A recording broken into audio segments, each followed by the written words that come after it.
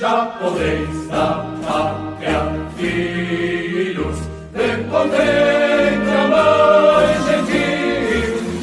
Já raiou a liberdade, um horizonte no Brasil. Já raiou a liberdade, já raiou a liberdade, um horizonte no Brasil.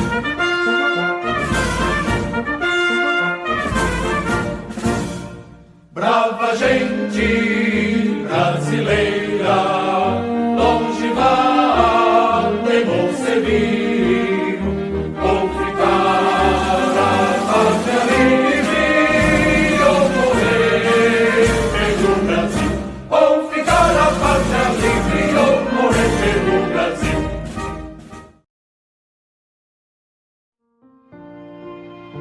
Desde muito cedo, nos ensinam que super-heróis são extraordinários. Seres que, com uma capacidade sobre-humana, protegem e cuidam da humanidade o tempo todo. Com o passar dos anos, a gente cresce e entende que esses super-heróis não necessariamente usam capas. Eles são como a gente. Sorriem e também choram. Mas existe, sim, algo dentro desses seres que os diferenciam e motivam a sempre continuar. Não porque são dotados de superpoderes, mas porque possuem algo que supera tudo. O amor. E é esse o amor por toda e qualquer vida que os torna grandes. Quando o final dessa batalha chegar, e ele vai chegar, que possamos nos abraçar e, mais uma vez, sonharmos com o futuro. Obrigada, heróis, por nos protegerem não só agora, mas o tempo todo.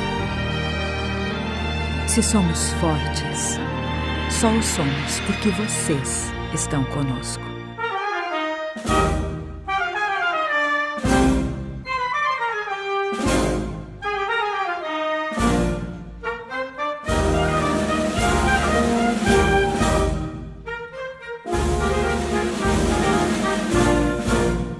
Já podeis da pátria, filhos, contente a mãe gentil.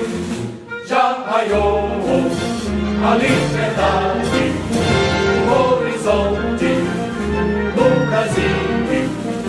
Já raiou a liberdade, já raiou a liberdade, o horizonte no Brasil.